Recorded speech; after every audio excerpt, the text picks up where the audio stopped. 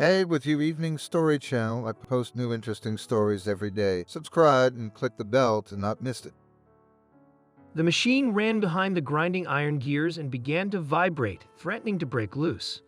Martin, who was working on it, swore loudly and hastily shut down the machine, fearing that it would fall apart, slammed his palm on it angrily. Annoyed, Turner and looked around. James, have you seen Alex? My beast is up. It needs fixing. Look over there. James waved in the direction of the second shop, not taking his eyes off his work. Martin nodded and wanted to go in search of the check. Suddenly he saw him walking toward him. I wanted to look for you. Shook hands with Alex, and you yourself yours here, so your swearing can be heard up to the fifth workshop. He laughed. In reply, okay, I show you what you have here. I'm sick. My piece of iron needs to be fixed. You should write it off, not treat it. Alex grinned. No, Alex, here no matter how it goes, but one more year she has to work. Then we will retire together. She is my second wife. As long as I lived with Lucy, so much of this unit and worked. It's a pity. I'm faithful to you. Young people can't understand that. You're all set. Married, divorced, married, divorced. Well, not everyone has an Alex smile like that. Not everyone, but many. Standing by his words willingly, Martin. How long have you been without a wife? 4th year, answered Alex. But why am I afraid? Everything is fine with me. Well, you tell me. I don't know. When my Lucy goes away to visit, I'm single for a month or more. We have 3 kids, so she visits them all. And the youngest one gave birth to our second grandchild. She needs my help. That's the same thing, and you say I'm filming. No matter what you say, it's bad without a woman at home. A good wife doesn't hurt anyone. That's good, said Alex. But where to get them? There are no more in this world, and no one has ever returned from the other. Well, you are not blaspheming, Martin said seriously. Who knows who will hear what? I'm not afraid of anything, said Alex, laughing. I'll walk home through the cemetery every night. In the morning there are still shuttle buses, but in the evening you can't wait for them, so I'll walk straight past the grave. I've already got a trail there, but you're strong, admired Martin. I couldn't do that. My grandmother used to say that you should be afraid of the living, not the dead. Alex grinned and patted the machine with his hand. But wind up his machine, the machine guiltily rustled in its usual rhythm, and admiring Martin patted Alex on the shoulder. You have golden hands, Alex. Thank you. And you know, the longer the downtime, the lower the salary. Oh, listen, Greg has a son today after his shift. You want to come? I don't know. I gave the money to the gift shop. I don't really care for booze, to be honest. I like to eat. But a beer once in a while in company, just to be serious. No, come on, let's not be evasive. You don't have to drink if you want to, but you should eat. It's rare that Greg bakes pies like this. Well, if only the pies were pies. That Alex still missed a few drinks, not daring to refuse the happy father who covered such a glade that everyone could only marvel. A son was born. He shouted and happily hugged everyone who was near. Free. I've already got girls. I'd given up hope. And here's a son. I did not believe myself, and my wife went to the ultrasound and still doubted, until I took him in my arms, unwrapped diapers. And there's a son. Brothers, everyone laughed, congratulated Greg, and he treated the entire shift, and even the foreman persuaded to drink to the health of the baby and his mother. If you marry Alex, make a son right away, Alex, Greg said. Girls are what? You can have them later? But first give me a son and that's it. Alex with difficulty freed himself from the intrusive colleague and licked quietly, hoping to go home early and sleep, especially since tomorrow was his day off. Cold November rain threw prickly splashes in Alex's face, and the wind tried to get behind his scruff and unpleasantly soiled his old down jacket. Alex pulled his hat lower on his forehead, threw a hood over his head, and took the usual way to the cemetery, through which his way home lay. Alex lived in a private neighborhood, which people called Pogost, only because it was located almost right behind the largest cemetery of the city. No one had been buried there for several years, and the authorities have long talked that it is necessary not just to close the cemetery, but to demolish it altogether. After all, so much land could be given for construction and make money on it. But the activists of the town opposed it with all their might and demanded that the businessmen leave the cemetery alone. Alex could hardly imagine that one day there will be a wasteland here, and then some houses will grow. Still, it is not good to betray the memory of loved ones, and in general, it is wrong to build housing on someone's bones. Although there are so many such places in the country, Alex climbed over the brick cemetery fence, which had disintegrated in one place, slipped on wet, slippery bricks, and banged his knee painfully. He didn't want to drink. He muttered in annoyance, "I'm a fool on myself. Now I have to walk with a limp. It's still raining." In fact, the weather as if intensified his efforts, and Alex realized that he would come home wet to the skin. At least, there was no one to nag him about it. Lily, his wife, moved out right after the divorce. Don't embarrass yourself on the little house he inherited from his grandfather. Alex grinned, remembering that there were times when he thought himself happy. After all, he was reciprocated by such a beautiful girl. In general, they had known each other for a long time because they lived in a village 200 kilometers away from the regional center and studied in parallel classes. Lily, spoiled by the attention of other guys, did not pay attention to Alex, who was in love with her, and passed by haughtily with her beautiful head thrown back. And then she found out that Alex moves not somewhere, but to the regional center. The girl thought for a few days before she approached him in the dining room and asked permission to sit next to him. They got to talking. "Are you really dropping out of school?" Lily asked. "But I just heard about it." "What about school?" "There's still 1 year left. I'll study there," Alex explained. "We just have this situation. My grandmother died recently, and my grandfather is alone. He has his own house, and he doesn't want to move out. And my parents are used to living and working here, and my sister's little. Where to take her? So it was decided that I would go to my grandfather's house. I'll look after him and study there, so if you won't come back here." Alex shook his head. "I'll miss you," Lily said quietly. She got up and quickly left.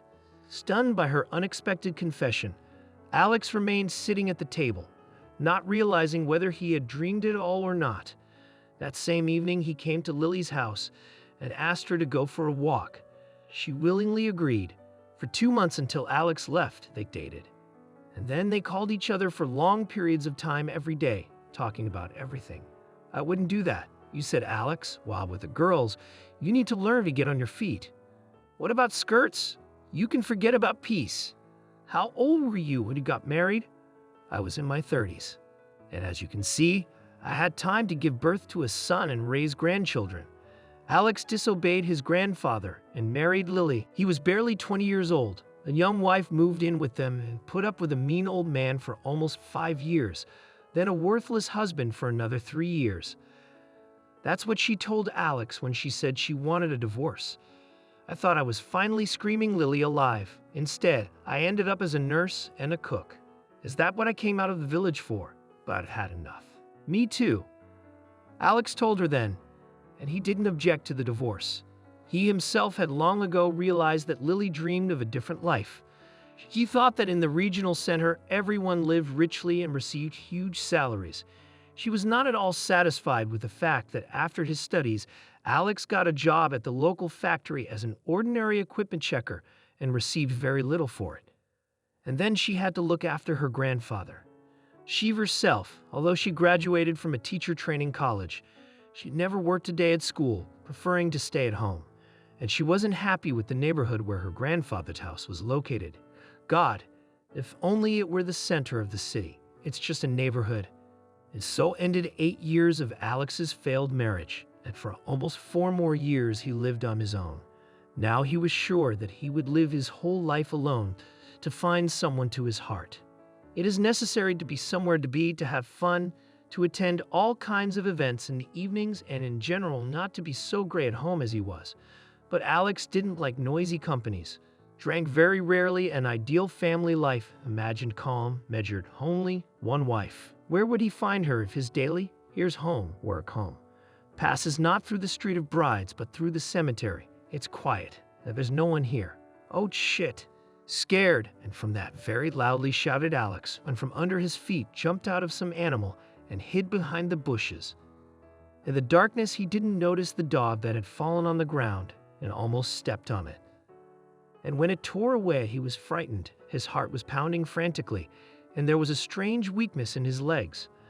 Alex shone a flashlight on the nearest bench and sat down on it to catch his breath. And then his hair just stood on end because he heard a thin, pitiful voice from under the ground. "Get me out of here, I'm afraid. That terrible cold." The hops went out of Alex's head in an instant. He wanted to get up, but he couldn't. Some force pressed him to the bench, not allowing him to get up. And the voice kept begging, "Help me get out, please." Alex remembered all the horror movies of PRO, "Get Out, They're Dead," and the chills ran down my spine. "Goosebumps lying where you lay." Loudly he said, to chase away the numbness that had attacked him with his own voice. "I'm not lying down. I'm sitting with his invisible interlocutor. There's a hole. I didn't see it and fell in. I can't get out. It's slippery, so if you're alive..." Did Alex jump up when he realized what she was saying? "For now. But if you don't get me out of here, won't be for long."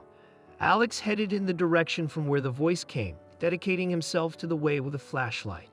And in a minute at the bottom of the pit, he saw the figure of a girl in a light, but heavily soiled cloak of her diminutive. The sight trampled on his heart. "How did you get here?" he asked the stranger. "What is your name?" Maria answered the girl. "I came to visit my grandmother. She's buried here. And some dog started throwing itself at me. I ran away from it and fell here. My leg hurts a lot. I'll help you now," Alex promised. But it was easier said than done. And only after half an hour the girl was on the surface, immediately falling into his arms. She couldn't stand because of the pain in her leg. "Shh." Alex held the girl. "Where's your phone? Let's call your husband or someone from the family." "I don't have anyone." Maria shook her head. "I am alone in the world." "Hold on. Where do you live?" "I'm from out of town." "Well, then you're gonna have to trust me. There are no other options." Alex took Maria in his arms and carried her as gently as if she were made of crystal. "Now he will come home," he told her.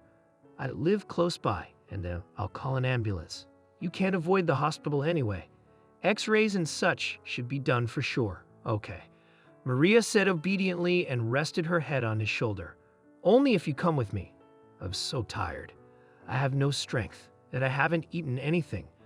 I've had dumplings and vermicelli at home since last night. Your soup. Want some?" "I will," Maria nodded. "I hope you have time to eat before the ambulance arrives," smiled Alex. The doctors drove for a long time, almost an hour. In general, the neighborhood was poorly discussed by the city authorities, and the roads there were bad, all in potholes and bumps. So Maria had time not only to eat, but also to change into a sweater. Alex was too big for her, but clean, dry, and warm. And his down jacket too. The doctor looked at the girl with surprise but said nothing. Apparently, he had seen more than that in his practice. But when he began to examine the leg, frowned. "It seems to be a fracture. It can't be." The girl cried, "I don't want a fracture." The doctor looked at Alex and smiled. "Will you help me carry your wife to the car?" Alex nodded confusedly and took Maria in his arms again. The fracture was confirmed at the hospital. They put a cast on her leg, but they noted that there was no need for hospitalization. "Well, then home," Alex said, and called a cab. And when they arrived at the place, again with the usual gesture, he picked up Maria and carried her into the house, where he helped her to change her clothes. "You know," he said, making her comfortable on the bed, "I have never carried so many girls in my life." "Like you in one evening," she laughed. "But I'm sorry, please, that's just the way it is. Listen, do you have a cup of tea?" "Do you?" He nodded. "I don't really like coffee, but I can't go without tea. I buy different teas. I even brew it myself according to my grandfather's recipe with raspberry or currant leaves. My grandfather was a world-class cook, and he cooked deliciously. He taught me everything. That's why after the divorce, I can easily cope with housework. I can even bake pies." "So you were married?" and arched your eyebrows. "Maria." "I was," Alex said. "But what's all this about me, about me?" "Tell me about you. You said you had a grandmother, and you came to visit her in the cemetery?" "Yes, I had a grandmother too," sadly said Maria, and yawned. "Last question." Alex corrected the warm plaid with which Maria covered herself. "Where are your parents, and why do you say that you have no family?" "That's already 2 questions." The girl smiled. "Parents. They never needed me. They divorced when I was 3 and kicked me around like a ball to each other for a while.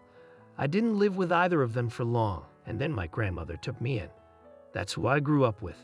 Where are your parents now? I don't know." She wanted to say something else, but the words froze on her lips and her eyes closed. Maria was asleep. Alex looked at her with a long look, then smiled and left the bedroom to himself. He settled in the other room on the couch and fell asleep when the matchmaking started. 2 weeks had flown by like a blink of an eye. Now Alex was not delayed at work for a minute because he knew that a wonderful girl Maria was waiting for him at home. Kind, sweet, and very touching in her helplessness. However, it was felt that she had a temper. She asked Alex to find crutches for her, to learn how to use them, and insisted that she would cook by herself. Alex, accustomed for the last years to bachelor lunch and dinner, never tired of praising her cooking skills, and was most afraid of the moment when Maria decided to leave him. "Alex, you don't look like yourself lately," Martin said to him one day. When they came to the factory canteen for lunch, his face seemed to be asleep, but his eyes were glistening, glaring. "Have you fallen in love, boy?" Krasko rushed into Alex's face, but he did not curve his soul and told everything to an old friend. "You know, between us there was nothing, even simple kisses, but I go crazy when she's around. It's like I'm a boy instead of a grown man." "Hey, Alex, what do you know about her? Your acquaintance with her is kind of weird. All you know about her is her name. You're a risky guy. You're a guy, Alex. Why should I be afraid of the rain?" Alex laughed. Maria, the girl, is a simple, lonely, ingenuous girl. Ouch. Shook his gray head Martin. "Don't let this Maria break your heart. That would be more serious than anything else, because it hurts for a long time. Okay, Martin, don't exaggerate." Alex waved his hand, and in the evening when she and Maria watched a movie after dinner, she reached out to him and kissed him. They woke up together, and Alex, for the first time in a long time, felt really happy. But in the morning, when they were having breakfast with Maria, the local news began to tell about Daria, the daughter of a famous businessman who had left home 2 weeks ago, and since then, nothing was known about her. Except it wasn't Daria in the picture, it was Maria. The girl sitting opposite Alex, seeing her portrait, Maria froze with a cup in her hands. Alex did not reach his fork with Hamlet to his mouth. He lowered his hand helplessly, and the fork yanked loudly against the plate between them. A silence, which was finally interrupted by Alex. "So you, Daria, are the daughter of a rich man. You don't want to explain anything to me." "Alex, I didn't mean to deceive you." Daria said to you quietly. "What did you want to amuse yourself with? To make fun of me? Come down to earth, see how ordinary people live. Of course, it's an adrenaline rush. Then you'll talk about me to your fellow majors and laugh at me. Forgive me, mistress of your faithful servant, if I failed to live up to your expectations." "Alex, I'll explain everything," Daria cried, but he did not listen to her. He got up, quickly dressed, and left the house. And after an hour, someone opened the door, and the girl raised her face wet with tears, thinking that it was Alex who came back. But on the doorstep stood her father. "Let's go home," Andrew said. "You've shown your character, and that's enough." He nodded to his 2 assistants, who, despite the girl's screams, forcibly took her out of the house and put her in the car. Jesus, what slums. Daria's father wrinkled his nose as he looked around. As they drove through the neighborhood, "How did people live here? What kind of people live here?" The driver grinned. "Just ordinary poverty. Did you see that house? It was like I was back in the 90s. Andrew nodded. "But maybe you're right." Alex came home late at night and saw Dasha's crutches on the floor and untouched breakfast left on the table. He sank pensively down on the table and wrapped his arms around a singing head. Back in the morning, when he called Callan in and told him where his daughter was, he had thought he was doing the right thing. But now he suddenly felt his loneliness so keenly that he could hardly restrain himself from forgetting with longing. Fool! He began to berate himself. The girl trusted you. She wasn't pretending. You jackass! You dumbass didn't even listen to her. I hate myself. I hate myself, but what could I give her? I have nothing. She'd get tired of this life quickly, because she's used to luxury, and there's none here, he sighed. That's right. Daria is not for me, but how hard is it to admit it? It's been 2 months. Alex missed Daria unbelievably, sometimes went to her house to see the one he loved from afar. But she didn't show up, and he went home with nothing. One day he couldn't stand it any longer and pressed the buzzer. And when he got the answer, he asked if he could see Daria. She wasn't in. It's cold. A young and beautiful woman answered him. She doesn't live here. She left as soon as her cast came off. What do you mean? She left in silence, packed her things, and left with her father. She told my husband she'd never come back here again. But where should I look for her? Confusedly said Alex. How do I know? And don't mess with my head. The woman cut him off and left, slammed the door in front of his nose. Until the evening, Alex looked for Daria at the stations, tried to guess where she could go, even went to the cemetery, thinking that she would want to check her grandmother's grave again, but it was all to no avail. Devastated by his failure, he came home, but barely opened the door as he felt the aromas of cooking dinner. Without remembering himself, Alex rushed to the kitchen and seeing Daria there, squeezed her in his arms. Daria, I love you. I'll never let you go again. I looked for you, I came. I know, she answered him. I saw you from the window, but I couldn't get out. Alex, I love you very much too. You're the best thing in my life. Alex, I didn't deceive you. My parents really don't need me. My mom's been living abroad for a long time. She has a new husband and a new daughter. She's 15 now. Dad has a family too, a wife and a 6-year-old son. They don't need me, and I was raised by my grandmother, my mom's mom. She was poor, lived in the village. I still have a house there, which she left me as an inheritance. I don't have anything else. It doesn't matter. I kissed her, Alex. We'll have everything. Just love me always. 10 years passed. Alex worked as a chief engineer of the plant, and his projects were always in demand. They brought him a good income. Daria was raising their son and daughter and was in the process of improving the big house in the upscale community. Alex had recently bought it and moved his family here. But most importantly, they took the little house on the Pogos with them. This is the happiness that came to them once and never parted with them again.